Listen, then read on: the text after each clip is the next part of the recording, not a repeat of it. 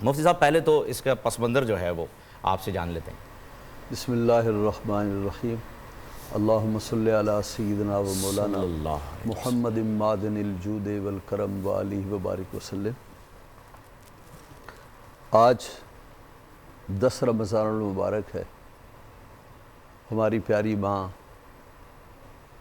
اہل اسلام کی محسن، سید عالم صلی اللہ تعالیٰ علیہ وسلم کی غم گسار بیوی حضرت ام المومنین خدیجۃ الکبریٰ کا یوم وصال ہے، تاریخی وصال ہے۔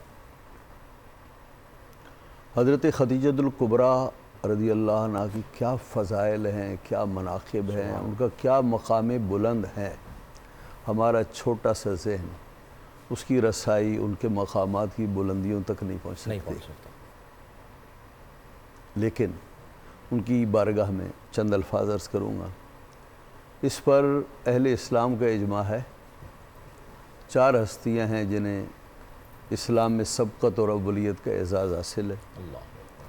مردوں میں، آزاد مردوں میں حضرت ابوبکر صدیق، غلاموں میں حضرت زید بن حارثہ، بچوں میں حضرت مولا علی، اور عورتوں میں حضرت سیدہ خدیجۃ الکبریٰ۔ سبحان اللہ۔ لیکن ان 4 میں اول کون ہے؟ اس پر اجماع ہے کہ ان 4 میں سبقت اسلام کا اعزاز ہماری ماں کو حاصل ہے، سبحان اللہ، حضرت خدیجۃ الکبریٰ کو حاصل ہے۔ حضور سید عالم صلی اللہ علیہ وسلم کے ساتھ اللہ نے یہ جوڑی بنائی، ایسے نہیں بنائی۔ نبی پاک صلی اللہ علیہ وسلم کو غم گسار بیوی کی ضرورت تھی، اور یہ ہم بہت سنتے ہیں نا کہ جب بھی مرد کسی بھی اونچے مقام پر چلا جائے تو اس کی پیچھے اس کی بیوی اس کا ساتھ دیتی ہے۔ یہاں سے مل جائے، کہیں اور مثال ملے یا نہ ملے، یہاں ملتی، یہ مثال سب سے عمدہ مثال ہے، اس کے علاوہ ہو ہی نہیں سکتی، ہو ہی نہیں سکتا۔ دیکھیں آپ، حضرت خدیجۃ الکبریٰ کون ہیں؟ نبی پاک صلی اللہ علیہ وسلم، حضرت جناب ابو طالب نے حضور کی پرورش کی، بے شک، ان کے مالی حالات اچھے نہیں تھے۔ مشورہ دیا کہ یہ جو خدیجہ ہیں ملکۃ العرب ہیں، اور اتنی بڑی تاجرہ ہیں، تمام سے رؤسائے قریش کے قافلوں کی تعداد ایک طرف اور اکیلی اماں خدیجہ کی قافلوں کی تعداد ایک طرف، اتنی امیر کبیر تھی وہ۔ اللہ۔ تو جناب ابو طالب نے کہا کہ اگر آپ ان کے ہاں کچھ کام کریں اور تجارت میں ان کی سپورٹ کریں، ہمارے مالی حالات اچھے نہیں ہیں۔ اور حضرت خدیجۃ الکبریٰ اپنی پاک دامنی، اپنی عفت کی وجہ سے عرب کی دنیا میں انہیں طاہرہ کا خطاب حاصل تھا، اور نبی پاک صلی اللہ علیہ وسلم کو سچائی و امانت کی بنا پر دنیا صادق و امین کہتی تھی۔ وہ طاہرہ تھی، یہ صادق و امین تھی۔ سبحان اللہ۔ انہیں ان کی صداقت کا پتہ چلا، نبی پاک صلی اللہ علیہ وسلم کو پیغام دیا کہ اگر آپ میرا کاروبار سنبھالیں تو جتنا میں نے اوروں کو دیا ہے میں آپ کو ڈبل دوں گی۔ نبی پاک صلی اللہ علیہ وسلم نے قبول کیا اور آپ کا سامان تجارت لے کر بصرہ کے مقام پر گئے۔ یہ بصرہ کا مقام میں نے دیکھا ہے، بصرہ یہ سرحد شام پر علاقہ ہے، اور جہاں نبی پاک صلی اللہ علیہ وسلم کی سواری اور وہ سارے نقوش آج بھی وہاں موجود ہیں۔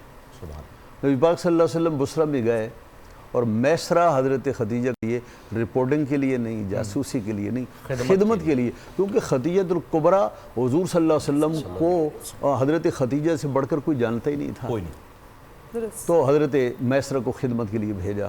حضرت میسرہ نے وہاں تماشے دیکھے۔ ایک یہ دیکھا کہ جب بھی دھوپ ہو چلچلاتی، لوگ دھوپ میں چلیں، کسی چیز کا سایہ کر لیں، انہیں سایہ کرنے کی ضرورت نہیں، فرشتے اپنے پروں سے سایہ کر رہے ہیں۔ سبحان اللہ، سبحان اللہ۔ پھر ایک منظر یہ دیکھا کہ جب میسرہ وہاں گئے تو وہاں کا جو راہب تھا اس نے میسرہ سے پوچھا یہ کون ہے؟ اس نے کہا محمد ابن عبداللہ ابن عبد المطلب ابن ہاشم ہیں، اور عرب کے قریش کے بنو ہاشم کے معزز ہیں۔ تو انہوں نے کہا کہ میں ان کی خدمت میں جانا چاہتا ہوں، مجھے لے کر جاؤ۔ مجھے لگتا یہ ہے کہ نبی آخر الزمان کے جو صفات ہیں وہ سارے میں نے ان میں دیکھے ہیں، اس لیے کہ جہاں ان کا قافلہ اترا ہے، اس درخت کے نیچے آج سے پہلے کسی نبی کا قافلہ نہیں اترا۔ بس ایک صرف نشانی ہے جو واقعی ہے، اور وہ یہ کہ ہم نے کتابوں میں یہ پڑھا تھا کہ نبی آخر الزمان کے 2 شانوں میں مہر نبوت ہوگی۔ وہ حضور صلی اللہ علیہ وسلم کی خدمت میں حاضر ہوا، حضور کی تعظیم بجا لایا، حضور کی خاطر تواضع کی اور نبی پاک صلی اللہ علیہ وسلم کی مہر نبوت کو اس نے اپنی آنکھوں سے دیکھا. اس نے کہا انہیں واپس لے جاؤ, آگے مت لے جاؤ, نبی آخر الزمان اگر کوئی ہے تو یہی ہستی ہے. اللہ. میسرہ کے ساتھ واپس گئے اور جتنا حضرت خدیجہ کو اس سے پہلے نفع پہنچا دگنا نفع پہنچا. نبی پاک صلی اللہ علیہ وسلم جب واپس گئے ایک مقام پر پہنچے تو میسرہ کو کہا اپنی مالکن کو جا کر بتا دو کہ ہم نے اس کا مال بیچا بڑے نفع کے ساتھ. میسرہ گیا تو حضرت خدیجہ چھت پہ چڑھی ہوئی تھی اور لوگ اپنے قافلوں کے لیے منتظر تھے. تو حضرت خدیجہ نے نبی پاک صلی اللہ علیہ وسلم کو قافلوں کے بیچ میں دیکھا کہ ساری دنیا دھوپ میں چل رہی ہے, ان پر سایہ کون کر رہا ہے.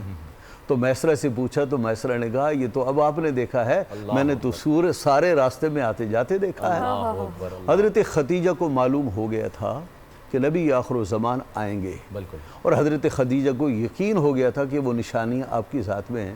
تو حضرت خدیجہ نے آپ کو عقد نکاح کے لیے پیغام بھیجا. نبی پاک صلی اللہ علیہ وسلم نے قبول کیا. پھر بڑوں نے بیچ میں باقاعدگی سے طے کیا. جناب ابو طالب نے بڑا شاندار خطبہ پڑھا. اس خطبے کی جو مندرجات ہیں وہ کسی اور مجلس میں کہنے کے ہیں. بڑا پاکیزہ نفیس عالی شان خطبہ پڑھا. نبی پاک صلی اللہ علیہ وسلم کے اوصاف کو انہوں نے بیان کیا, اور پھر نکاح ہوا. اور حضرت خدیجہ الکبریٰ نبی پاک صلی اللہ علیہ وسلم کے عقد زوجیت میں آئیں, اور پھر 15-25 سال نبی پاک صلی اللہ علیہ وسلم کی عمر عزیز ہے. حضرت خدیجہ کی عمر 40 سال ہے. اور جب وہ بیوہ ہو گئی 2 شوہروں کے بعد تو اتنی بڑی خاتون تھی, ملکۃ العرب تھی, طیبہ طاہرہ تھی, اور ہر رئیس قریش چاہتا تھا کہ میں انہیں پیغام نکاح دوں. تو آپ فرماتی تھی مجھے نکاح کی اب حاجت نہیں ہے, لیکن اب خود ہی فرمایا پیغام نکاح بھیجا. وہ اس کی وجہ ہوئی تھی نبی پاک صلی اللہ علیہ وسلم کا وہ عالی مقام ان کے ذہن میں تھا. تو پھر نکاح ہو گیا, اور پھر نبی پاک صلی اللہ تعالیٰ علیہ وسلم 40 سال کی عمر میں آپ نے اعلان نبوت فرمایا. ہرا سے نیچے آئے, اور جب نبوت اور وحی نازل ہوئی تو ظاہر ہے کہ نبوت کا ثقل تھا, بوجھ تھا, گھبراہٹ سی فطری طاری ہوئی حضرت خدیجہ کی. اب یہاں سے حضرت خدیجہ کا کام شروع ہوا. فرمانے لگے خدیجہ لقد خشیت علی نفسی, مجھے اپنی جان کا خوف ہے, جانے میرے ساتھ کیا ہوگا, اور جو اللہ نے جس دعوت کی ذمہ داری مجھ پر ڈالی ہے جانے میری قوم کا مجھ سے رویہ کیا ہوگا, میری کامیابی کس حد تک ہوگی. تو حضرت خدیجہ نے بڑھ کر حضور کو ڈھارس دی. یہ وہ بیوی ہے جس کو نبی پاک صلی اللہ علیہ وسلم کو سپورٹ کی ضرورت تھی, اور اللہ نے اپنے نبی کو یہ بیوی پہلے سے تحفے میں عطا فرمائی. اور مفتی صاحب یہی مثال جو ہے وہ ہمارے لیے کیا آج کے دور میں کافی نہیں ہے؟ کیا آج کے دور میں ہم اس مثال کو ہی لے کر کے آگے نہیں بڑھ سکتے کہ جو شوہر اور بیوی کے درمیان جو اجازت دے میں صرف 2 منٹ لوں گا. تو حضرت خدیجہ الکبریٰ سے جب آپ نے شکایت کی تو آپ نے فرمایا کلا واللہ لا یخزیک اللہ ابدا انک لتصل الرحمہ وتحمل الکلہ وتکسب المعدومہ وتقری الضیف وتعین علی نواب الحق. میرے شوہر نامدار ہرگز نہیں پریشان مت ہوئیے, اللہ آپ کو کبھی مایوس نہیں کرے گا. آپ کی زندگی 5 خوبیوں سے عبارت ہے.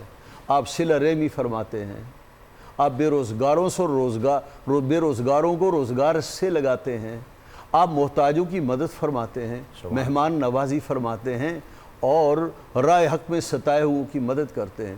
نہ نماز کا حوالہ دیا, نہ صدقے کا حوالہ دیا, نہ روزے کا حوالہ دیا. یہ 5 کے 5 حوالے خدمت انسانیت کے حوالے ہیں جو آپ نے دیے. حضرت خدیجہ الکبریٰ نے نبی پاک صلی اللہ علیہ وسلم کو ڈھارس باندھی.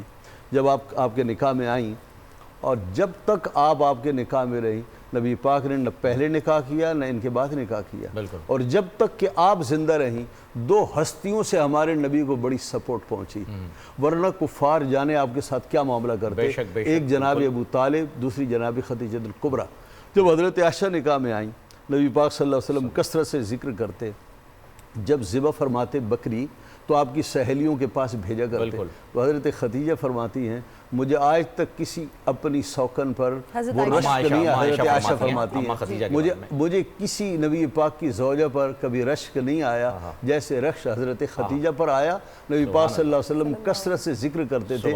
تو میں نے ایک بار نبی پاک سے کہا یا رسول اللہ آپ اتنی کثرت سے ذکر کرتے ہیں خدیجہ کا جیسے دنیا میں خدیجہ ہی دنیا میں عورت آئی ہو, خدیجہ جیسی کوئی عورت ہی نہ آئی ہو.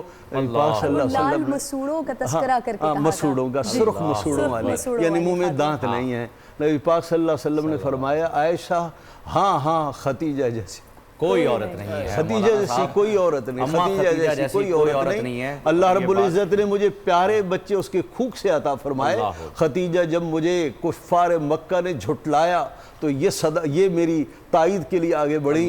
جب مجھے اسلام کے لیے پیسوں کی ضرورت تھی اس نے ساری دولت میرے قدموں میں ڈھیر کر دی۔ حضرت ختیجہ جیسی دنیا نے نہیں دیکھی جی، اور حضور اکرم صلی اللہ علیہ وسلم نے خود ہی جو ہے یہ بات فرما دی ہے کہ نہیں دیکھی اور نہ ہی دیکھے گا۔ پر نور سحر اور ذکر خدا، نبیوں کی مدح سرائی۔ پیغام سنا اے باد صبا، پر کیف ساتھ آئی۔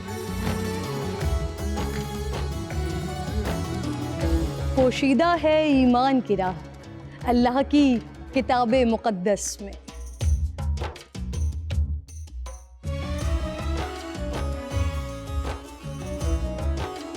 بس غور و فکر کا در ہے کھلا، حکمت سے سجی اس محفل میں۔ ہے لب پہ دعا زدنی علما، روشن ہی رہے یہ سارا جہاں۔ رم جھم رحمت کی گھٹا، ہر ایک نے ہدایت پائی۔ نعمت اور برکت سے سجا افطار و سحر کا دسترخوان۔ ننھے پھولوں نے مل کے کہا آج روزہ کشائی ہے۔ رمضان المبارک کی خصوصی نشریات رمضان میں بول۔